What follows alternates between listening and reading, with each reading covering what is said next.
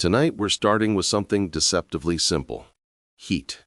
The kind that sizzles off stone streets, melts your motivation, and makes you question every life choice involving sleeves. But imagine it's 2,000 years ago. You're in Rome. The empire is at its peak. Gladiators are trending. Latin is the language. And the Mediterranean sun? It's not just bright. It's vindictive. There's no air conditioning, no portable fans, no ice packs from the freezer section. And yet, Romans somehow managed to keep cool without melting into sweaty tunics. So before we start sweating from imagination alone, go ahead and like the video and subscribe, but only if you genuinely enjoy what I do here. And tell me in the comments, where are you tuning in from and what temperature is it right now? Now, dim the lights. Maybe pour a cold drink or sit near a fan. Let that breeze hum in the background like some ancient Roman wind god. Because tonight, we're not just talking about history. We're uncovering a mystery that might be older than the aqueducts themselves. Because the Romans didn't just survive the heat, they mastered it. Let's start underground. If you were a Roman elite or just an exceptionally sweaty pleb, you probably knew about a little trick called the hypocast. Sounds fancy, right? That's because it was. The hypocast was an underfloor heating system. Yes, heating. But here's the thing. The same principle worked in reverse. Romans figured out that if you could circulate hot air under floors in the winter, you could also manipulate air movement to cool buildings in the summer. How? Through a subtle, almost secret use of airflow. Imagine a building raised slightly on pillars with flues in the walls and vents that controlled temperature like a passive, whispering thermostat. Cool air was channeled from shaded courtyards and underground cellars, rising up gently through stone walls, cooling entire rooms without a single whir or buzz. These weren't drafty tricks. This was intentional climate control with bricks, arches, and airflow. And for the wealthier citizens, this wasn't just functional. It was architectural theater. Marble floors stayed pleasantly chill under bare feet. Walls exhaled coolness like a temple sighing in relief. And all of it was powered by a basic understanding of thermodynamics before thermodynamics had a name. Romans weren't just sweating in togas. They were engineering the air around them. But what if you weren't rich? What if you didn't have a domus with courtyards and suspiciously ventilated mosaics? What if you were just trying not to pass out selling olives in the forum? Well, for starters, you'd know one thing. Shade was survival.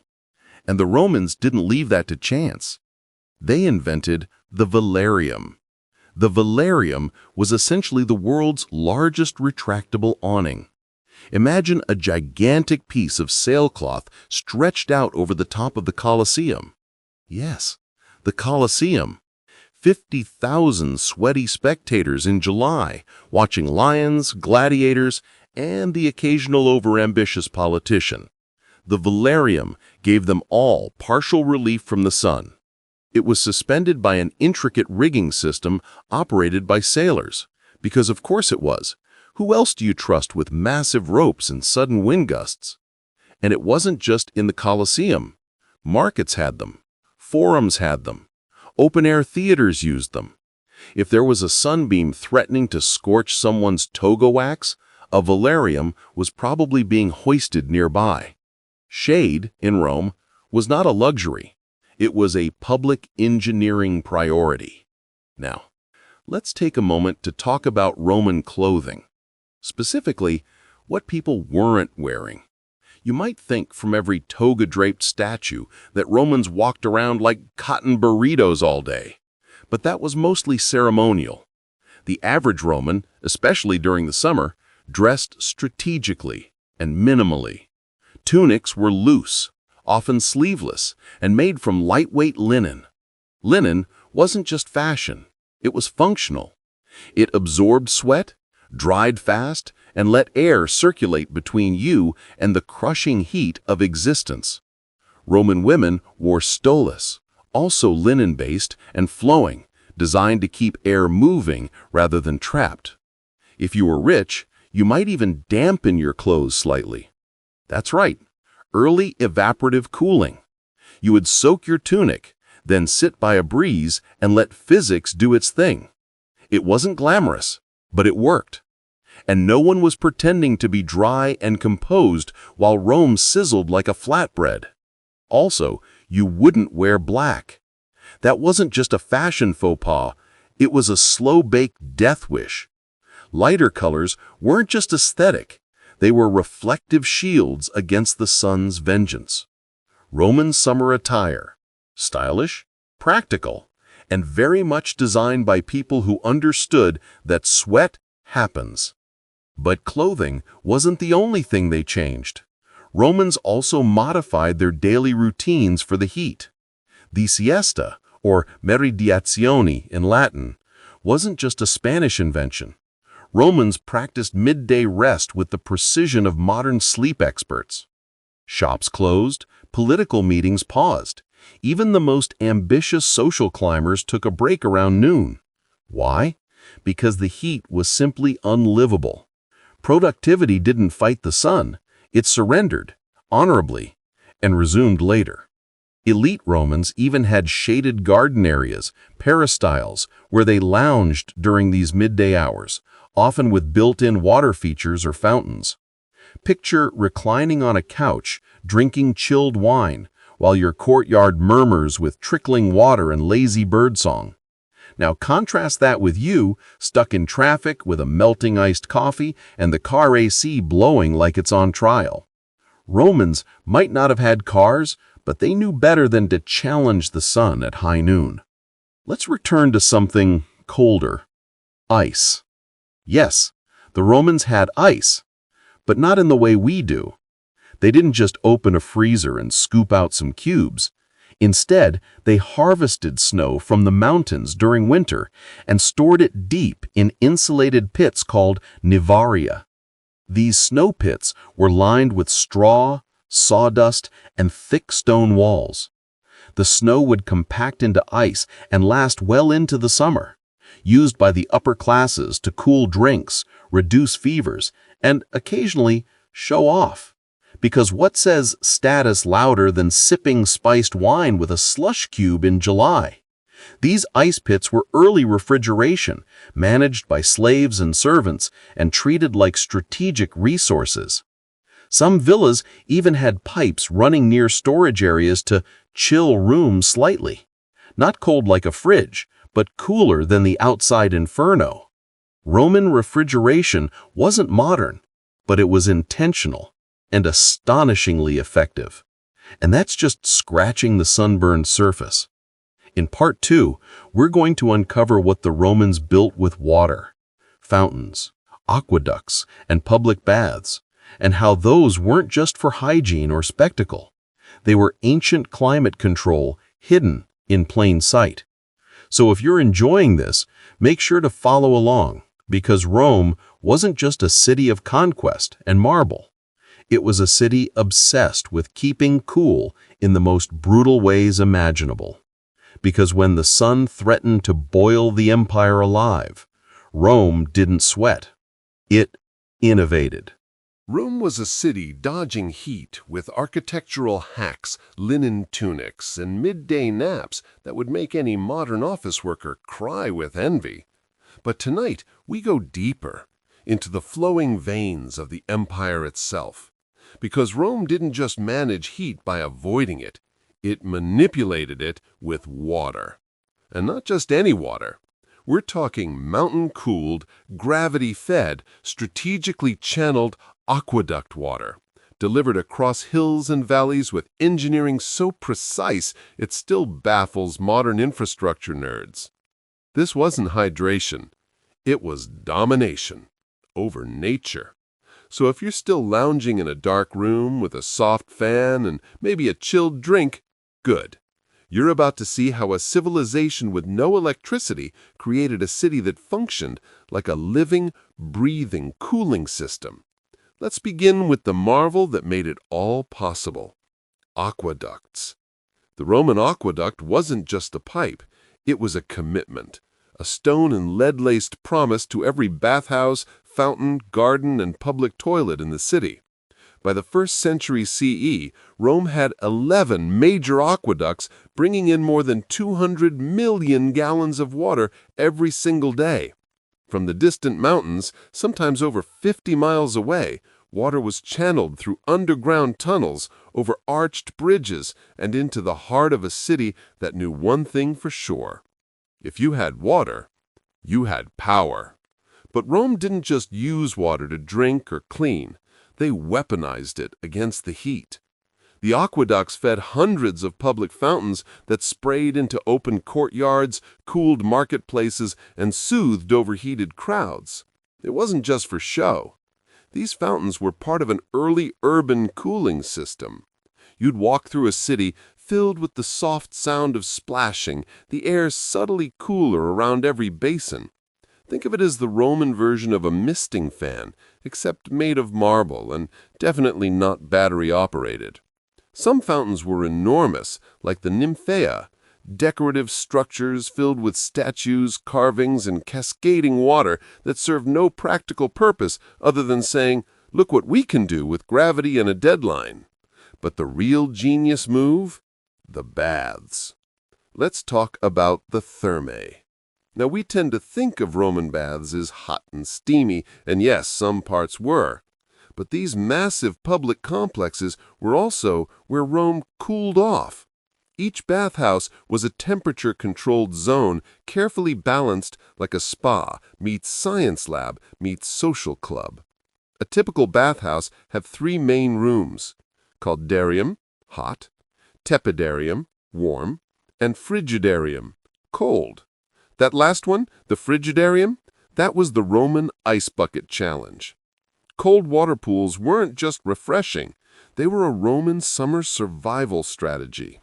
After sweating in the caldarium, you'd plunge into the frigidarium like a human piece of toast, instantly cooled, your skin tingling, your brain wondering why you ever left your villa. And these baths weren't just for the rich. They were public, like gyms, libraries, and community centers rolled into one, except no one wore AirPods or posted selfies. You'd meet friends, talk politics, maybe get a massage, and then spend an hour submerged in water cool enough to make your teeth clack. In Rome, you didn't beat the heat alone. You bathed it into submission. And if you're wondering, yes, Romans chilled their drinks too. We touched on Nivaria, those snow storage pits, but Romans also had a habit of dropping terracotta jugs into deep wells or cisterns, letting the cold water pull down the temperature of their wine, milk, or even olive oil. And if that wasn't good enough, the upper crust had something extra: the labrum. This was a wide, shallow marble basin filled with cold water, strategically placed in courtyards or atriums. People would dip cloth in it, wring it out, and wipe themselves down in a kind of ancient Roman cooling ritual. Think of it as personal air conditioning if your air conditioner came with slave labor and a side of social class anxiety. These techniques weren't just about comfort, they were about survival. Because summer in Rome, it wasn't cute. There were heat waves, droughts, even public health scares when water stagnated and insects flourished. So staying cool wasn't just pleasant, it was political. Those who managed the water flow controlled the temperature of the empire. Let's switch gears and talk about architecture. Because the Romans didn't just build houses, they built heat shields. Homes, especially upper-class domus, were designed with temperature in mind. Thick stone walls kept out the sun's rage. Small, narrow windows, often without glass, allowed cross breezes but blocked direct heat. And central courtyards, shaded by colonnades, became the chill zones of every home. These courtyards weren't just for showing off. They were heat traps in the best way possible. They caught cooler night air and funneled it inside, creating little oases within the home. Add a few fountains or the few citrus trees, and suddenly you're not in a desert. You're in a temperature-regulated temple of smug comfort. Some homes even had misting systems, Okay, not quite like your patio sprayer, but close. Slaves would sprinkle water on floors or hang damp cloth over doorways, letting evaporation naturally drop the temperature. It wasn't fast, but it worked. Roman architecture was a silent, stony rebellion against the sun. And then there was food, because nothing says, "I'm hot and slightly dying," like a heaping bowl of roast boar, which is exactly what Romans didn't eat in summer. Instead, they shifted to cold dishes, chilled fruits, pickled vegetables, and salted fish. Simple, refreshing, and low effort. You weren't firing up the kitchen furnace when it was already 90 degrees at dawn. And drinks? Well, this was where it got fun. Romans weren't big on guzzling plain water. That was considered bland, sometimes even suspicious. Instead, they favored diluted wine, cooled with snow or well water, spiced with herbs, and often served in cups that had been cooled ahead of time. Think of it as ancient mixology, with fewer umbrellas and more moral judgment. There was even a drink called pasca, made of vinegar, water, and herbs. It sounds horrific, but Roman soldiers swore by it. Tart, cooling, and mildly antiseptic, pasca was their Gatorade, minus the neon. So to recap, Rome fought summer with aqueducts, public pools, shaded courtyards, soaked linens, snow pits, misting slaves, vinegar wine, and an absolute refusal to schedule anything important at noon. But we're still not done, because in Part 3, we're going to explore what Romans built outside the city, from seaside villas to mountain retreats. We'll uncover the ancient Roman vacation industry and how escaping the heat became a lifestyle flex for emperors, poets, and anyone with enough denarii to flee the furnace. So stay tuned. And remember, next time your AC breaks, just say, "What would Augustus do?" Let's say you've tried everything. You've worn the linen. You've napped through noon. You've dipped your feet in a public fountain next to a man yelling about Neptune. And it's still hot. So hot, the stone streets feel like griddles, and the city smells vaguely like baked cabbage and ambition. What do? You leave. Because even in ancient Rome, when the heat became unbearable, the wealthy didn't just cope, they evacuated. Welcome to the ancient Roman vacation. Not just a leisure activity, a carefully engineered escape plan from the sun. Now, before you roll your eyes and imagine togas on lounge chairs, let's be clear, this wasn't casual, this was an annual ritual. When summer scorched the capital, senators, poets, generals, and emperors all did the same thing. They fled to the coast. Let's talk about Baiae. If Rome was the center of the empire, Baiae was the empire's private resort. Located on the Bay of Naples, Baiae was the Vegas, Miami, and Monaco of the Roman world rolled into one, a luxurious, scandal-riddled oceanfront dream built entirely to beat the heat and forget your responsibilities. Here, the sea breeze was constant, the air was cooler, the water glittered like a politician's promise. Villas spilled down volcanic hillsides, each more decadent than the last. And at the heart of it all, natural hot springs, which seems like the last thing you'd want in summer, unless, of course, you're using them strategically. Romans believed that alternating between hot and cold bathing stimulated the body and balanced the humors. So they'd sweat in thermal baths and then plunge into the sea. Repeat until cleansed, cooled, and socially refreshed. And they weren't alone. Julius Caesar had a villa here. So did Nero. So did Augustus, Hadrian, and virtually every aristocrat who preferred not to die of heat stroke surrounded by screaming forum vendors. Baiae was more than a getaway. It was a climate-controlled elite bubble. And yes, it was also famously corrupt, gossipy, and morally questionable. But cool? Always. Of course, not everyone wanted sea air. Some chased altitude instead. Enter the hilltop retreats. Rome is famously surrounded by hills, the Alban Hills, Sabine Hills, and even farther out, the slopes of the Apennines. And for those who preferred pine trees over beach parties, these were the summer sanctuaries of choice. The principle was simple. The higher you go, the cooler it gets. And Romans understood this long before meteorologists showed up with graphs. So villas were built, sprawling countryside homes with shaded porticos, wide verandas, and massive open windows to let the wind whistle through. These weren't rustic cabins. These were marble-laced palaces surrounded by vineyards, cypress groves, and strategically placed statues that probably judged you silently. Cicero had a hilltop villa. So did Pliny the Younger, who once described summering in the mountains as a chance to escape the dust and noise of Rome, which is ancient Roman for, "My neighbors were loud and sweaty, and I couldn't take it anymore." In the heat, elevation was sophistication. But even for those who couldn't afford a private villa, there were travel options. You might not get to Baiae, but you could visit a lakeside town, like Nemi or Albano. These spots had cooler microclimates and were reachable by cart, foot, or for the ambitious, by litter, which was just a human-powered sedan chair. Yes, the ancient Uber was literally 4 dudes carrying you over hills while you fanned yourself and pretended not to notice how sweaty they were. Romans also kept temporary pavilions in the countryside, shaded tents or pop-up canopies designed for picnicking near streams, playing dice in the shade, or just lying very still while someone else fetched wine. These were the ancient equivalent of glamping, except the bugs were probably worse, and the wine definitely wasn't in a cooler. The point was simple. Get out of the city before the heat steals your soul.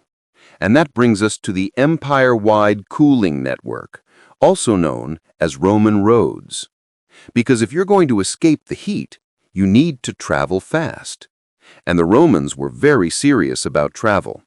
Their roads weren't just for legions and taxes, they were for vacationers too.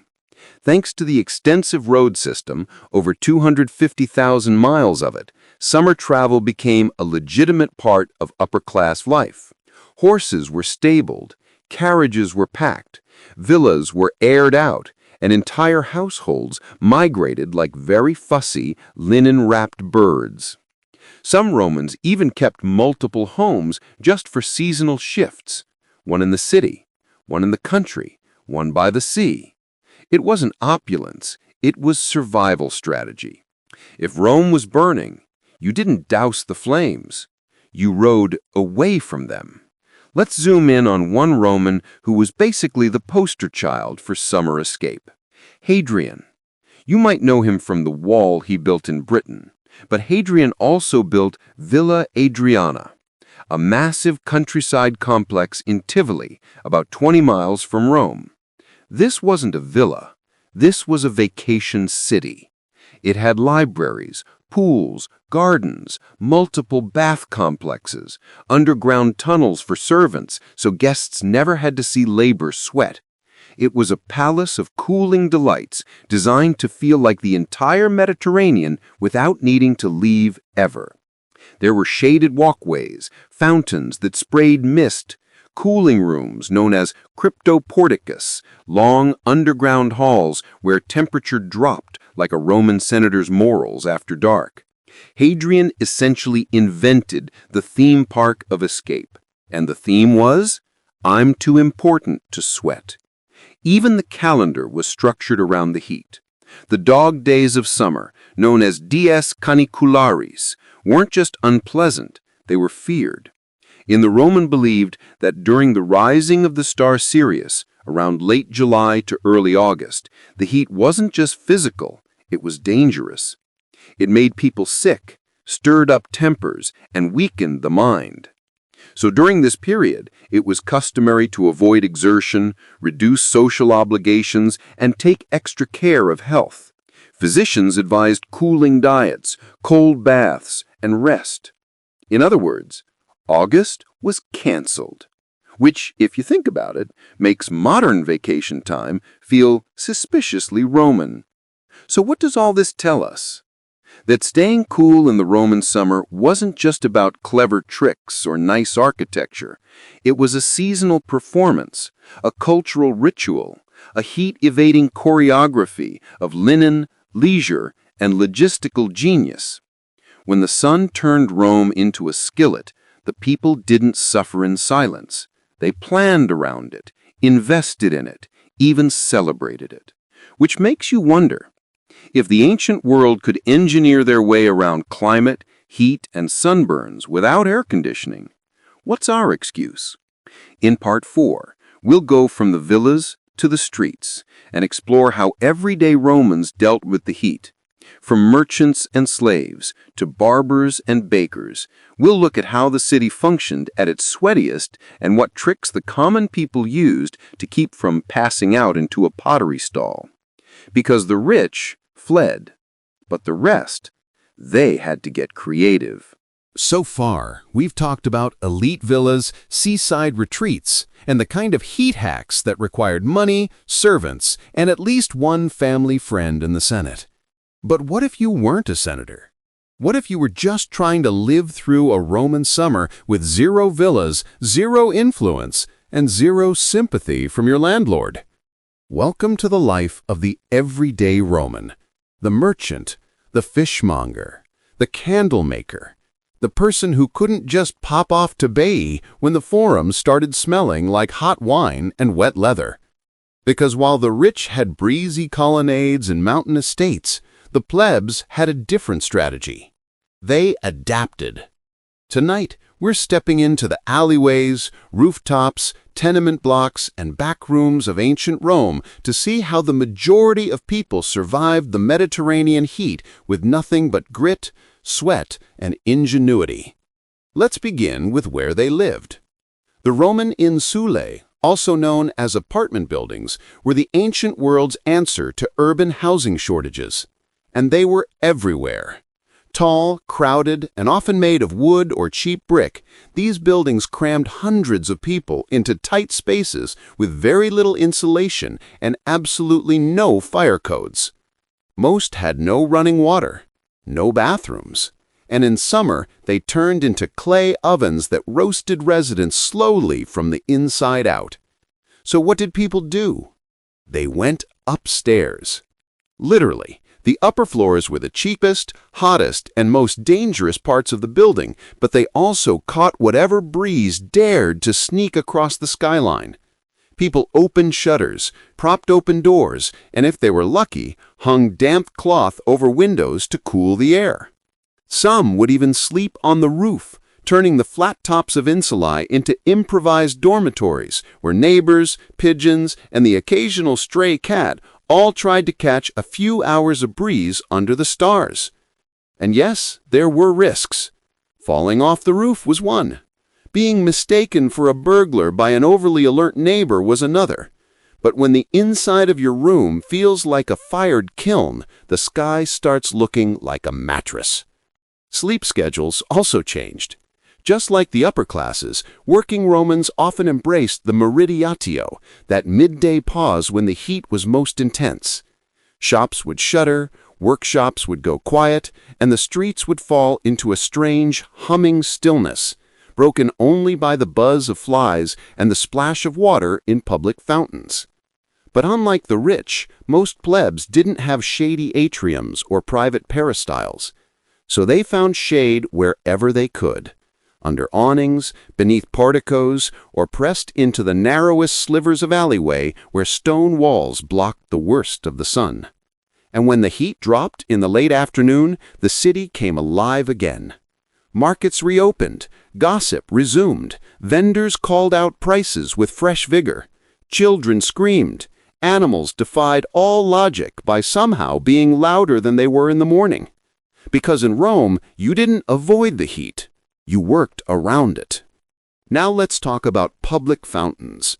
For the poor, these weren't decorative, they were essential. With no running water at home, Romans relied on a vast network of public fountains and spouts called lacus and salientes that delivered fresh water straight from the aqueducts. Some were grand, others were barely more than a pipe in a wall, but they were everywhere, on street corners, in plazas, near bakeries, and inside forums. These weren't just for filling jugs, they were cooling stations. People splashed their faces, soaked their feet, dunked their tunics, and sometimes just stood nearby, letting the water vapor do what the gods would not. Children treated fountains like public pools. Adults pretended not to notice. Dogs drank, birds bathed, and the occasional clever entrepreneur might sell chilled fruit nearby, capitalizing on the foot traffic and collective desperation. Rome didn't have air conditioning. It had community plumbing. And speaking of fruit, food played a surprising role in staying cool. Poor Romans couldn't afford delicacies or snow-packed drinks, but they had seasonal awareness. They ate cold porridge, bread dipped in vinegar water, and the ever-iconic fava beans, soaked and served cold to avoid the heat of cooking. Fruits like figs, melons, and grapes were eaten fresh and cool, often stored in terracotta jars that had been submerged in water to drop the temperature slightly. Some even buried amphoras in the ground overnight, letting the earth chill them naturally. And if you think that sounds excessive, remember, this was before refrigerators. Cooling anything was an achievement, and if it meant digging a hole at 2 a.m., so be it. There was also no hot lunch in July. If you were boiling something at midday, your neighbors probably hated you, and your walls were radiating guilt. Now let's talk about clothing hacks. We mentioned earlier that rich Romans wore linen, but the plebs? They wore it better.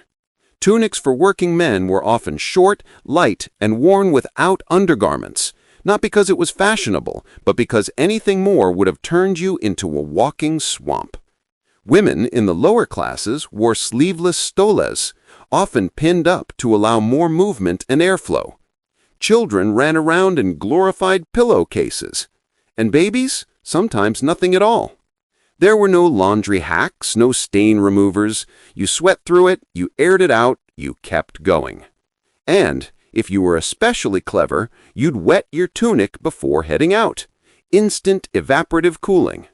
Sure, it clung a bit, but compared to heat stroke, it was a fashion statement of survival. And finally, there were the public baths. Yes, we've already covered them as centers of cooling and socializing, but for the working classes, baths were the only place you could reliably 1. Cool off, 2. Get clean, and 3. Feel like a human being again. Entry was cheap, sometimes free, and the frigidarium wasn't just popular, it was necessary. After a day hauling grain, baking bread, or dodging donkey carts, nothing felt better than slipping into cold water and pretending you were rich. And in the heat of summer, many Romans went multiple times a day. To socialize? Sure. To scrub your back? Maybe. But mostly to not feel like you were dying. So what do we learn from all this? That the average Roman didn't need a marble villa to stay cool. They needed a little water, a little wind, a flexible schedule, and a whole lot of creativity. Because while emperors fled and poets wrote about shady trees, the working class stayed behind and turned the city itself into a cooling machine. They slept on rooftops, ate cold porridge, splashed their faces in fountains, and waited out the sun like veterans of a war they knew would be back tomorrow. They didn't complain. They adapted. And sometimes they even enjoyed it. Next, we'll look at the strangest, boldest, and most experimental ways Romans tried to conquer the summer heat, from perfume-soaked fans to stone benches that cooled your backside like ancient gel packs. So far, we've explored how the Romans beat the heat with architecture, aqueducts, retreats, routines, and really good linen. But tonight, we step into the weirdest parts of Roman cooling culture. Because when the sun hits 100 degrees and your toga's stuck to your spine, you stop asking what's reasonable and start asking what's possible. And for the Romans, masters of concrete, conquest, and questionable choices, staying cool sometimes meant doing things that sound less like engineering and more like performance art. This is where practicality meets extravagance, and sweat meets spectacle. Let's begin with a very Roman combination: status and scent. The Roman elite didn't just want to be cool, they wanted to smell cool. In a society where bathing was public, hygiene was communal, and deodorant wasn't a thing, perfume was heat management in disguise. Romans soaked fans, yes, hand fans, made of feather, linen, or even peacock plumes in scented oils. Think rosewater, myrrh, or spikenard. Then they waved them slowly, not just for the breeze, but for the fragrant mist. You weren't just fanning yourself, you were turning your body into a walking diffuser. Some even hung scented sachets around their necks, tiny pouches filled with lavender, mint, or crushed petals.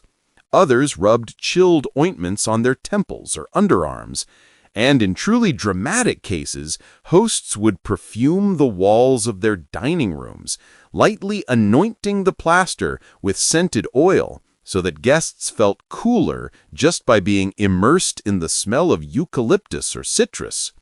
Was it science? No. But did it work? Sometimes, especially if your guests were too polite to say otherwise. Then came the cool stone furniture. Roman homes, especially those of the wealthy, featured stone benches, tables, and even beds. Why? Because stone holds cold, especially marble. And when stored in shaded rooms or near underground spaces, these surfaces could be surprisingly chilly, like sitting on an ancient refrigerator shelf. In some houses, people used movable slabs, small marble seats that could be carried into courtyards or placed near a fountain. Others built stone recliners near gardens, letting the material soak up the night air before reclining on them for afternoon naps. Some even laid damp cloths over stone benches to supercharge the chill. It wasn't exactly ergonomic, but when your options were sweat until your bones melt or sit on the ancient equivalent of a kitchen counter, you took the slab. Now let's get bizarre. The Roman historian Pliny the Elder, never one to skip a juicy anecdote, tells us that some people in hot weather would rub themselves with snow, wrap their feet in cool leaves, or even sit with jars of cold water between their legs to chill the blood as it circulated. Yes, that happened. There are also records of servants fanning cooled air from ice basins into rooms, literally standing there and waving air across snow, like some kind of ancient AC unit with very questionable labor rights. And emperors? Oh, they took things further.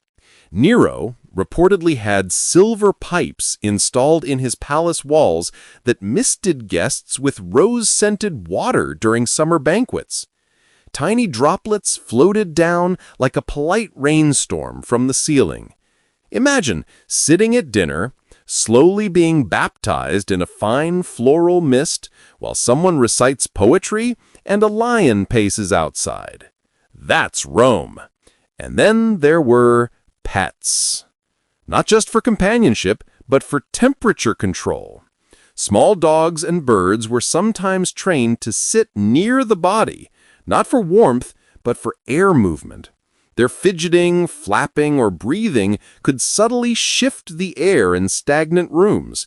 In other words, living fans. It sounds strange, but think about it. If you're lying on a marble bench, drenched in rosewater, being lightly pawed at by a lapdog while a servant mists the room with cold water, you might actually feel okay. A little judged, maybe, but definitely okay. And then there's the ritual side of heat. Romans weren't just practical, they were superstitious. The dies canicularis, the dog days of summer, were feared as spiritually dangerous. People believed that heat could unbalance the humors, dry out the soul, and lead to irrational behavior, so summer became a time of rituals, offerings, and avoidance. Certain temples were visited to ask for relief. Gods like Fomes, god of springs, Vulturnus, god of water, and Pharaonia, goddess of wilderness and healing, were especially popular during these times. In some homes, small household altars were anointed with water and mint leaves, not for religion per se, but as a way of saying, "Please, universe, no more sun." It was science, part spirituality, and part ancient coping mechanism. And finally, the ultimate Roman cooling strategy: control the environment or leave it behind. Whether that meant digging deep cisterns to store cool water, designing entire villas around wind channels and sun orientation, or scheduling citywide events, games, races, and holidays at sunset when the air was finally tolerable, the Romans didn't just endure summer, they architected around it. Every brick, every breeze, every bath, every bowl of cold porridge, it all spoke to a civilization that took heat seriously, not as a nuisance, as a challenge to outsmart. And they did.